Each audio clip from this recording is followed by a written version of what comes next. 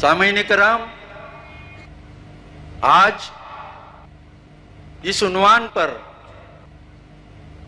انشاءاللہ قرآن کے تصور میں، قرآن کے پس منظر میں نیکی کیا ہے یہ جاننے کے لیے ہم ڈاکٹر اسرار احمد صاحب سے گزارش کرتے ہیں کہ وہ ہم سے خطاب کریں۔ آپ کی تقریر کا عنوان ہے نیکی کا قرآنی تصور۔ نیکی کا قرآنی تصور، ڈاکٹر اسرار احمد صاحب۔ نحمده ونصلي على رسوله الكريم، اما بعد فقد قال الله تبارك وتعالى كما ورد في سورة البقرة: اعوذ بالله من الشيطان الرجيم، بسم الله الرحمن الرحيم، ليس البر ان تولوا وجوهكم قبل المشرق والمغرب ولكن البر من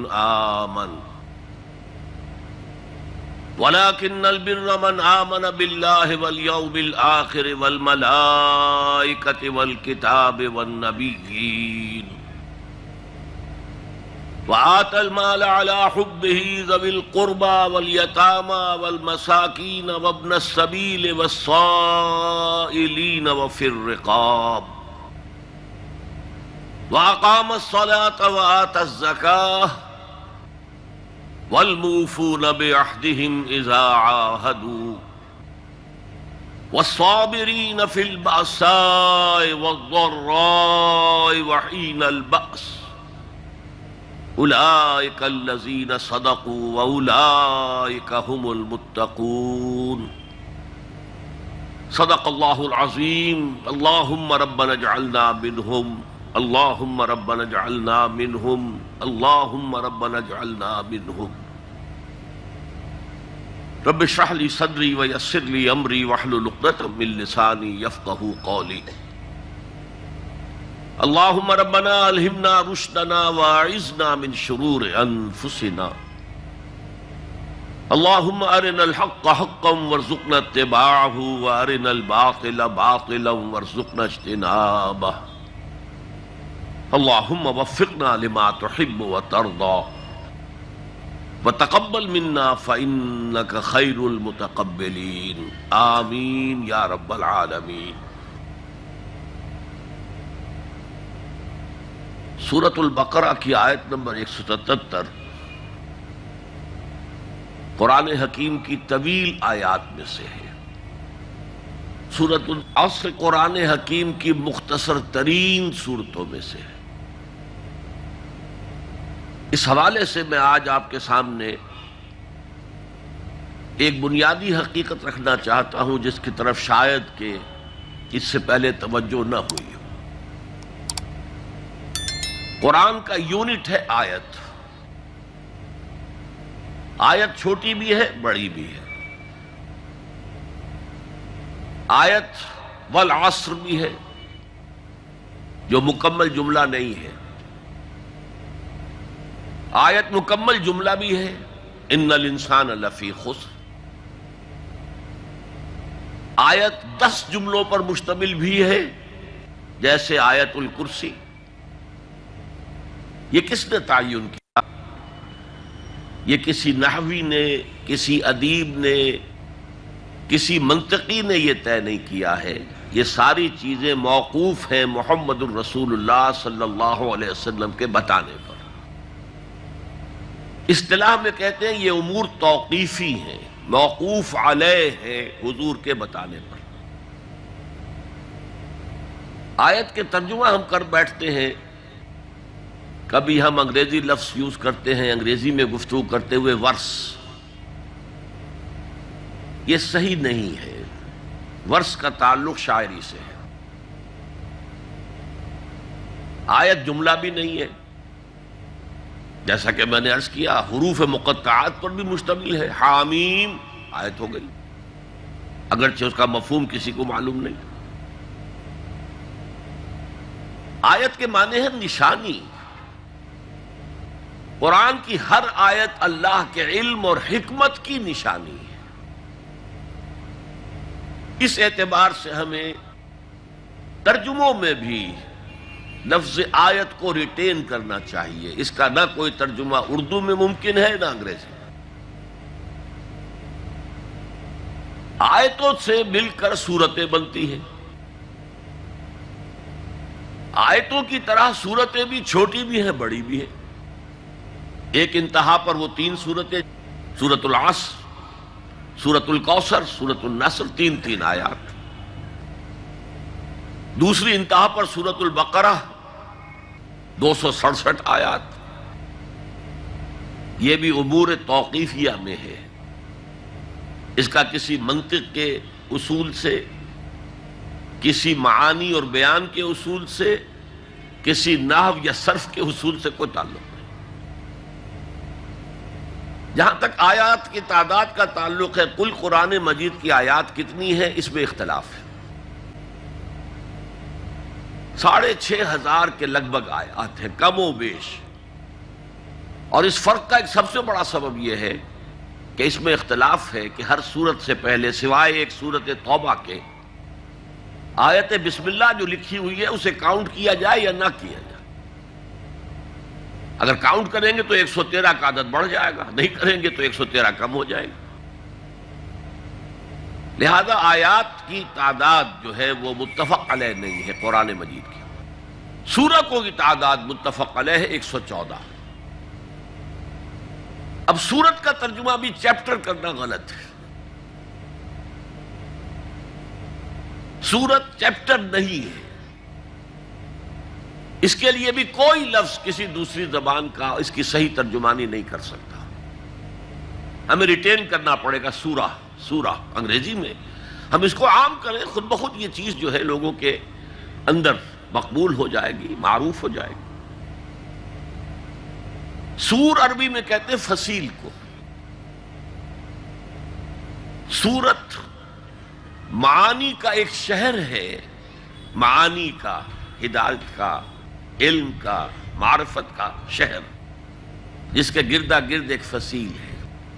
پرانے زمانے کے شہر ایسے ہی ہوتے تھے. فصیل ہے، دروازے ہیں اس میں.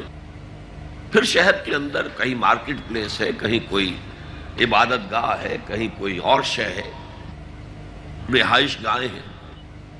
تو ان صورتوں کا معاملہ بھی اسی طرح سے ہے. اور ان کے ضمن میں یہ بات بہت نوٹ کرنے کی ہے کہ آیات اگر آپ علیحدہ علیحدہ سامنے رکھیں گے تو ان کا ایک مفہوم آپ کے سامنے آ جائے گا، لیکن ان کو جوڑ کر جو سورت کی شکل دی گئی ہے اس سے ایک اضافی مفہوم آپ کے سامنے آئے گا. ان کے باہمی ربط، ان کو جوڑ کر ایک ہار میں جو پرویا گیا ہے اس سے ان کا معنوی حسن دوبالا ہوتا ہے. لہذا ربط الآیت بالآیہ، ایک آیت کا دوسری آیت سے کیا ربط ہے، یہ بہت اہم ہے. اور یہ جو ایک شہر معین کر دیا گیا معانی کا، اس میں کیا اصول ہے، کیا اس کا مرکزی خیال ہے. عربی میں اس کو کہیں گے اس کا عمود کیا ہے. ہر سورت کا ایک عمود ہے. اس عمود کے گرد اس کی ساری آیات گھوم رہی ہیں.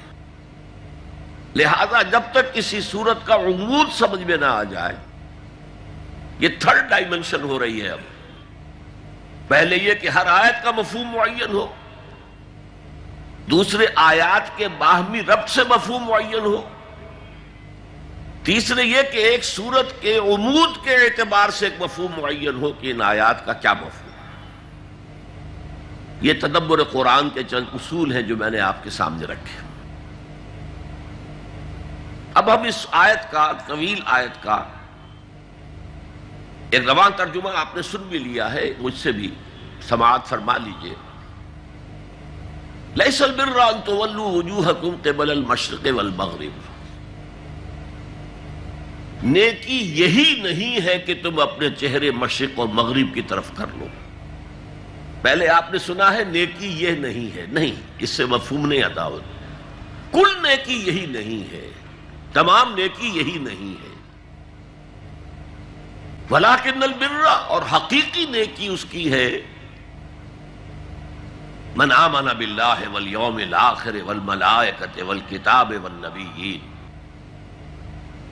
جو ایمان لایا اللہ پر اور یوم آخر پر اور فرشتوں پر، اور یہاں کتاب کا لفظ نہیں بلکہ کتابوں پر، الکتاب یہ حصر کے لیے، اس لیے کہ اس کے بعد آ رہا والنبیین، تمام انبیاء پر،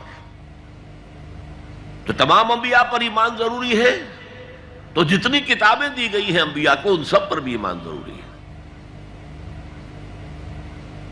اس کے بعد فرمایا وآت المال علی حبہ، اور اس نے دیا اپنا مال اس کی محبت کے علی الرغم، اس کے باوجود کہ وہ اسے بہت محبوب ہے پھر بھی وہ مال دے رہا ہے۔ کن کن کو؟ سب سے پہلے قرابت داروں کو، پھر یتیموں کو، اس ترتیب کے اندر بھی ایک بڑی حکمت مضمر ہے، اور مساکین کو، اور راہ چلنے والوں کو، اور مانگنے والوں کو، دستے سوال دراز کرنے والوں کو، اور گردنوں کے چھڑانے میں۔ وَأَقَامَ الصَّلَاةَ وَآتَى الزَّكَاةَ، اور قائم رکھی اس نے نماز، اور ادا کی اس نے زکوٰۃ، یا ادا کرتا رہا زکوٰۃ۔ وَالْمُوفُونَ بِعَهْدِهِمْ إِذَا عَاهَدُوا، اور وہ کہ جو پورا کرنے والے ہیں اپنے عہد کے جبکہ وہ باہم کوئی معاہدہ کر لیں۔ وَالصَّابِرِينَ، یہاں صابرون نہیں ہے، وَالصَّابِرُونَ فِي الْبَأْسَاءِ، یہ ہو سکتا تھا سمپل، صابرین یہ حالت نسبی میں کیوں آیا؟ اور خاص طور پر اخص بالذکر الصابرین، میں خاص طور پر ذکر کرنا چاہتا ہوں، یہ گویا کہ الفاظ اس میں صرف اس حالت ضمہ میں یا حالت فتح کے اندر ہونے کا نصب یا اس سے فرق واقع ہو گیا کہ یہاں کچھ الفاظ لازماً محذوف ہیں۔ یہ مفعول کی حالت میں کیوں آیا، فاعل کی حالت میں کیوں نہیں آیا؟ صابرین، اور میں خاص طور پر تذکرہ کرتا ہوں کن کا؟ صبر کرنے والوں کا۔ کن کن چیزوں میں صبر ہے؟ فقر و فاقہ، البأساء والضراء، اور دکھ میں، تکلیف میں، زخم کی ٹیسیں اٹھ رہی ہیں یا کسی اور نوع کی تکلیف محسوس ہو رہی ہے، وحین الباس، اور جنگ کے وقت۔ اس میں جو ترجمہ آپ نے سنا ہے حق و باطل کے درمیان جنگ، یہ درست اضافہ ہے، یعنی جنگ سے مراد عام جنگ نہیں ہے، یہ میں وضاحت سے بعد میں عرض کروں گا۔ اولئک الذین صدقوا، یہی ہیں وہ لوگ کہ جو سچے ہیں، واولئک ھم المتقون، اور یہی ہیں وہ لوگ کہ جو متقی ہیں، خدا ترس۔ اب ضمن میں پہلی بات جس کی طرف توجہ دلاؤں گا کہ آپ نے محسوس کیا ہوگا کہ میں نے عرض کیا تھا کہ ایک بند کلی کھلتی ہے تو اس کی پتیاں ظاہر ہوتی ہیں۔ پتیاں پہلے بھی تھیں، اس میں نظر نہیں آ رہی، پہلے وہ کلی تھی، اب کھل کر پھول بن گیا۔ بالکل یہی نسبت ہے سورۃ العصر میں اور اس آیت البر میں۔ یہ آیت ہے، اس کا یہ نام میں نے تجویز کیا، آیت البر۔ یہ لفظ آپ کو کہیں اور نہیں ملے گا۔ اب دیکھیے وہاں لفظ آیا تھا الا الذین آمنوا، یہاں 5 پتیاں آ گئی ایمان کی۔ من آمن باللہ والیوم الآخر والملائکۃ والکتاب والنبیین۔ وہاں ایک اصطلاح آئی تھی وعملوا الصالحات، یہاں یوں سمجھیے کہ ایک تنے سے 3 شاخیں برآمد ہو گئی ہیں۔ ایک شاخ کا عنوان ہے ہمدردی، اور ہمدردی میں اپنا مال خرچ کر سکا، اگرچہ وہ مال طبعاً بہت محبوب ہے ہر انسان. اس اعمال صالحہ کا دوسری شاخ عبادات، نماز اور زکوٰۃ، اور تیسری شاخ معاملات. معاملات انسانی کا اکثر و بیشتر دار و مدار کانٹریکٹ پر ہوتا ہے، معاہدے پر ہوتا ہے. نکاح جو ہے یہ خود ایک سوشل کانٹریکٹ ہے. بڑے بڑے سارے کاروبار کانٹریکٹ پر ہوتے ہیں. ایک مزدور اور مزدور رکھنے والے کا ان کے درمیان بھی ایک معاہدہ ہے، چاہے وہ لکھا نہ گیا ہو. ایمپلائر ایمپلائی کے تو باقاعدہ معاہدات لکھے جاتے ہیں. تو یہ پورا کور کر رہا ہے بین الانسانی معاملات میں کہ جو عہد وہ کر لیں اس عہد کو پورا کریں. اور پھر جیسے صبر کی بات آئی تھی سورۃ العصر میں، یہاں 3 مقامات خاص طور پر، اور ان کا خاص تعلق ہے ایک خاص عمل سے، وہ میں بعد میں عرض کروں گا. وَالصَّابِرِينَ فِي الْبَأْسَاءِ وَالضَّرَّاءِ وَحِينَ الْبَأْسِ. فقر و فاقہ، بھوک، تنگی، احتیاج اور تکلیف اور جنگ کے وقت، یہ سارے اوصاف اگر جمع ہوں تو قرآن کا تصور نیکی پورا ہوتا ہے. یہ انسانی سیرت کا ایک ہیولہ ہے جو ہمارے سامنے آ گیا ہے. پوری شخصیت نگاری اس کے اندر موجود ہے. یہ شخصیت جو ان عناصر کا مجموعہ ہے وہ ہے نیک. وہ اگر دعویٰ کرے نیکی کا تو درست، اولئک الذین صدقوا، یہ لوگ سچے ہیں. نیکی کا دعویٰ کرتے ہیں تو سچے ہیں. اور اضافی طور پر نافلۃ لک، یہی متقی ہیں. تمہارے ذہنوں میں کوئی اور تصورات ہوں گے تقویٰ کے، اور متقیوں کی کچھ اور تصویر ہوگی تمہارے ذہنوں میں. یہی متقی ہیں، یہ متقی ہیں اور یہی متقی ہے میں بڑا فرق ہو گیا. اسے عربی میں کہتے ہیں حصر. ایک جملہ آپ کہتے ہیں زید عالم ہے، اور ایک آپ کہتے ہیں زید ہی عالم ہے. زید عالم ہے تو دوسروں کے عالم ہونے کا انکار نہیں ہے، اس میں نفی نہیں ہے، اور بھی ہو سکتے. زید ہی عالم ہے، یہ حصر ہے کہ ان میں سے صرف زید عالم ہے. صرف یہ لوگ ہیں کہ جو سچے ہیں، اور صرف یہ لوگ ہیں کہ جو متقی ہیں. تو آپ نے ایک ربط دیکھا جو میں نے کل عرض کیا تھا سورہ ہود کی آیت کے حوالے سے، کتاب احکمت آیاتہ ثم فصلت من لدن حکیم خبیر. اس کتاب کا یہ وصف ہے کہ اس کی آیات پہلے بہت محکم کی گئی، پختہ. چند الفاظ کے اندر معانی کا، ہدایت کا، حکمت کا، معرفت کا سمندر جو ہے وہ بند کر لیا گیا. پھر انہی کی آہستہ آہستہ تفصیل ہوتی ہے. یہ پہلی تفصیل ہے سورۃ العصر. دوسری بات یہ کہ آپ کے علم میں یہ بات آ گئی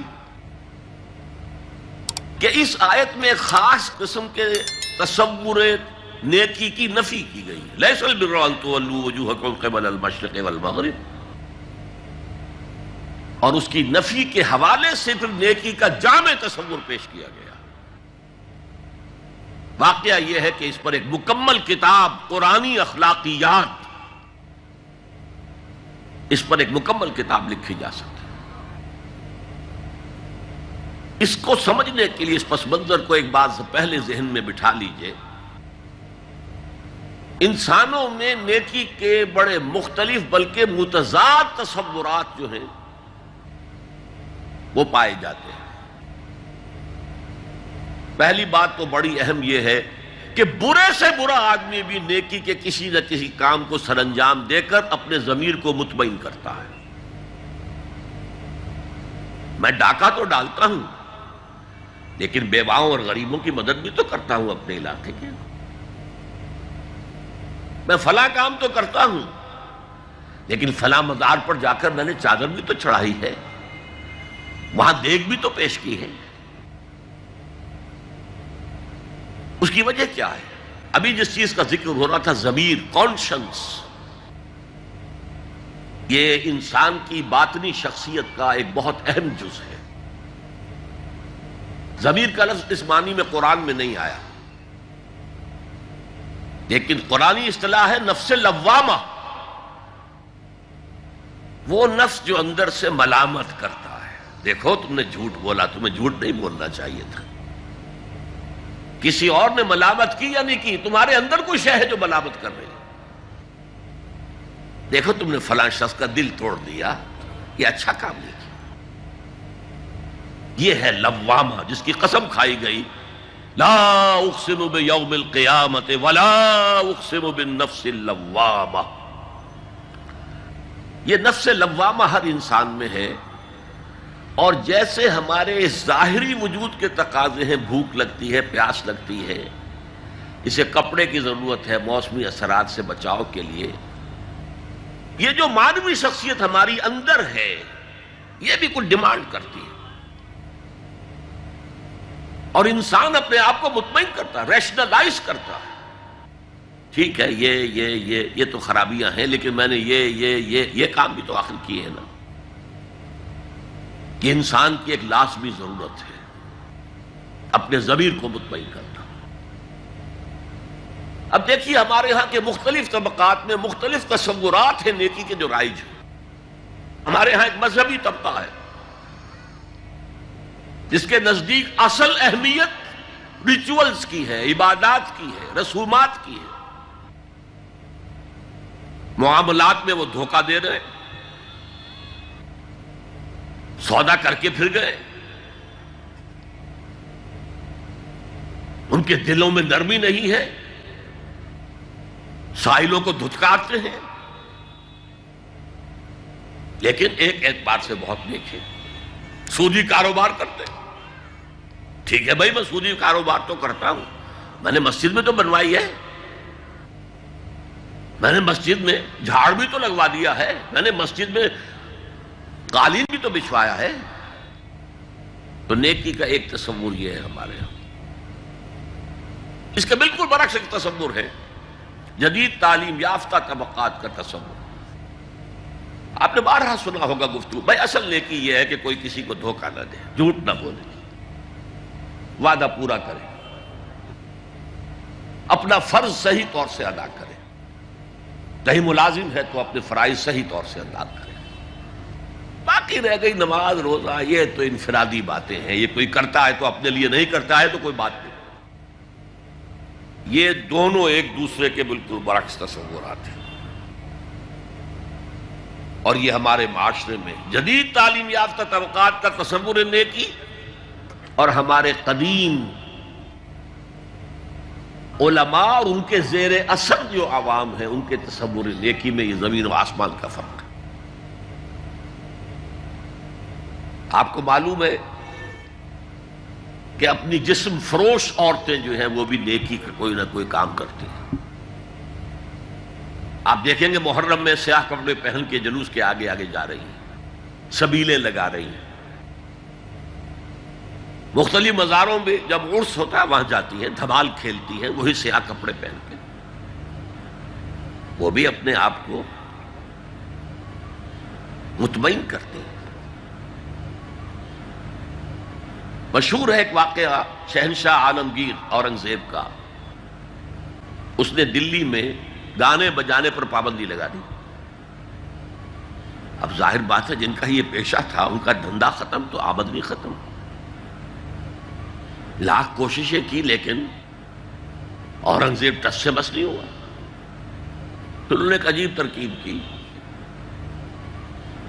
وہ دریائے جمنا بالکل ساتھ بہتا تھا، یہ قلعہ اس شکل میں بنایا گیا تھا، اب تو ذرا فاصلے پر، تو ایک کشتی میں وہ جمع ہو گئے، سازندے بھی اور ساز بھی، اور گاتے بجاتے ہوئے۔ انہیں معلوم تھا فلاں وقت جو ہے بادشاہ جھروکے میں بیٹھ کر دریا کی سیر کرتا ہے، وہاں سے گزرے اور ایک شعر گاتے ہوئے گزرے، در کوئے نیک نامی مارا گزر نہ دارند، گر تو نمی پسندی تقدیر قضارا۔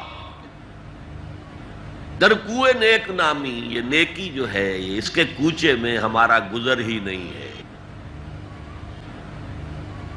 در کوئے نیک نامی مارا گزرنا دارند، یہ تو اللہ کی طرف سے فیصلہ ہے، اس کی مقرر کردہ تقدیر ہے۔